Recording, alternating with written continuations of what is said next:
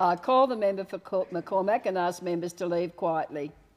It's Riverina, actually, Madam Deputy Speaker, and I'm very, very proud to represent— my No, that's all good. I'm very proud to represent the Riverina, far from the hazy lights of where the last speaker just addressed us, the member for Fraser. Far from the hazy lights of Canberra lies the Riverina, where some— and I'm not saying that people in Canberra don't work hard, but it's from the Riverina where a lot of this country's wealth is produced.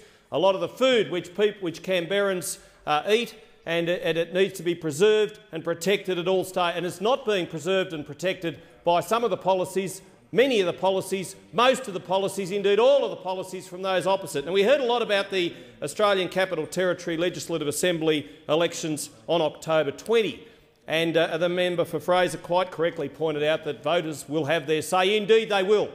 Indeed they will, because hopefully they will see the good sense too to reject what Labor and the Greens have to offer, because that has been rejected in New South Wales, in Queensland, Victoria, in the Northern Territory and all over Australia. We're seeing the rejection of stupid, ill-thought-out, ill-conceived Labor policies. It might point out to the member for Fraser too, who was going on about hospital beds in the ACT, and look, no one denies that hospital beds are important. I'm certain the member for Dawson here knows how important hospital beds are in Mackay, and I'm sure the member for Fraser knows how important hospital beds are in Canberra. But he might also like to know that this government, this Labor government, of which he sits upon, has put in more detention centre beds than hospital beds throughout Australia, and that is a disgrace. Now, Madam Acting Deputy Speaker, there is an urgent need for the government to provide accurate information on Australia's current budgetary situation. In the past 15 or so sitting hours of this House, much of the time has been preoccupied with controversy about the Speaker and that position. It was a necessary issue to be discussed and decided. Now it is back to business, and the most pressing business at hand is this Labor government's debt and deficit.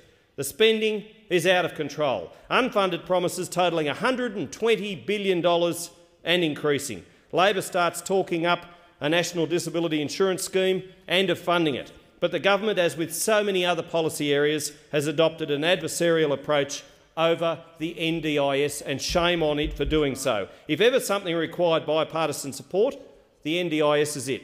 And it has it. This is something marked by cooperation. The Prime Minister told a Perth audience just last month that she would fight for the NDIS, but no fight is necessary. None whatsoever. Our nation wants this, the people need it, and it must and will be done. The Coalition stands ready to work with the government to implement the Productivity Commission's NDIS recommendations as soon as possible. This is not, or should not be, about getting credit. It is about doing something which is just, proper and right for the good of disabled persons, adults and children who are desperately seeking help. The Coalition's disability spokesman, Senator Mitch Fifield, was correct when he said an NDIS will not happen without a deep and enduring cross-party consensus. It will also take money.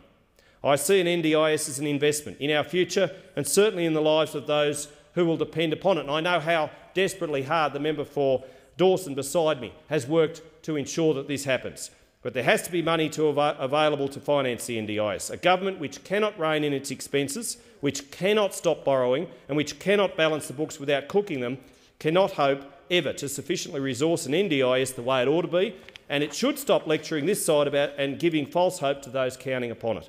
It is a similar situation with the National Curriculum and the Gonski Education Report. Lots of words, reviews, analysis, but a delay in real action. So I say to the Prime Minister and to her government, stop trying to pick fights. Stop spending money you do not have. Stop making promises you cannot and will not keep. Start delivering. Start delivering. The Treasurer needs to come clean on where the nation's finances are up to, and that's what this matter of public importance is all about. Instead of using question time to score cheap political points and to twist and turn his responses into attacks on the opposition, the Treasurer would do well to simply answer the questions asked. His relentless and reckless negativity is boring and it is unhelpful. What would assist the Australian public, the people who give us the privilege to serve them in this place, would be for the Treasurer to be transparent. just for once. So I call on him to come into this chamber and fess up to the real situation. Tell us how much Australia owes and how he plans and his government plans to pay it back. But don't hold your breath. Don't hold your breath. We'll all be blue in the face or well and truly expired before this Treasurer, supposedly the world's greatest, I'd hate to see the worst member for Fraser, was straightforward with this parliament and, through it, the people of Australia. Given the fact the Treasurer won't be bursting through the door anytime soon, I'll outline for the record the parlous state of things. When the Liberal National Coalition left government in 2007, what a sad day that was, Labor, there was $70 billion in the bank for Labor to inherit. $70 billion. Think about that. It's a lot of money. We are now $246 billion in gross debt, and our gross debt went up by another $2 billion in just the past week.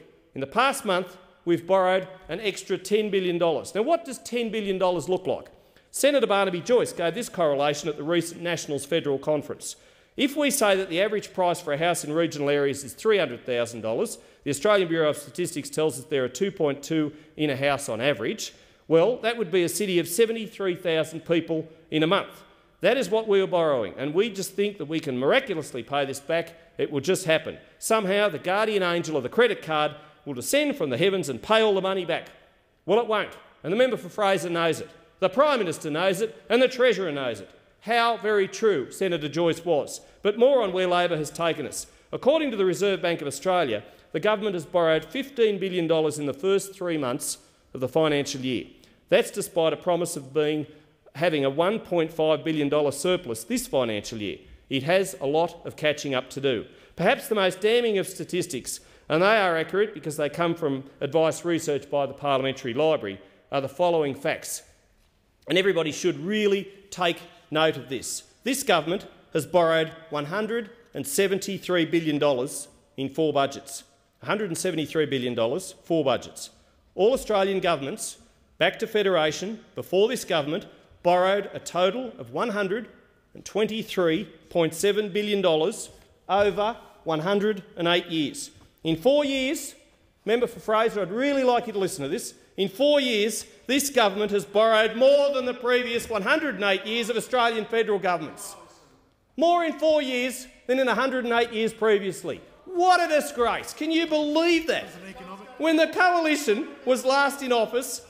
Now listen to this. This is really important, and you need to listen. Order. And I know you're an economist, and I know you're a really smart... smart fellow, but you really need to listen closely to this.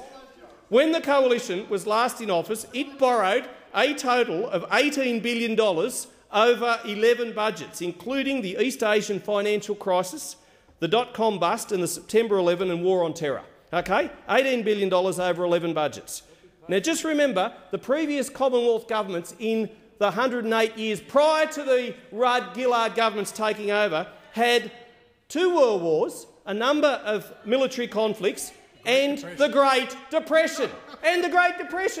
And yet still, your government has borrowed more than all those other governments put together. Do you believe it? Do you believe it? I mean, it is just truly remarkable. And it's correct. I mean, the Treasurer goes on about accuracy. It's an amazing statistic. Now, during... Order, members. The member will be heard in silence. Now, the Treasurer today in question time said the opposition leader was not entitled to make up the facts. But there are the facts. There are the facts. Now, he urged Australia to walk tall in the world. He said we were walking tall in the world and that no one should talk down the economy. And I'm not talking down the economy. I'm just simply presenting the facts. That's right. And the Treasurer should know that we are not talking down the economy when we're presenting a few figures. Real figures, not the rubbery ones he spouts. Now, over the last 4 years, the Labor government has increased our debt by $173 billion. Net debt now $147 billion. Gross debt going up by the minute. I mean, it's probably goodness knows how many $1 billion it's been going up in the 10 minutes I've been talking. Well, you stop governing. You stop governing, and we will get this economy back on track. Rest assured, I'll stop talking when you can call an election. When you call an election, I'll stop talking. That'll be great. Everybody will be happy, and the Australian people will be able to eject this government, will be able to reject it, throw it to where it needs to be thrown, and just like the voters in the ACT on October 20, if they're out there listening, I urge you, vote Liberal, because I tell you what, you won't get anything from Labor or... Thank you, Member for Riverina.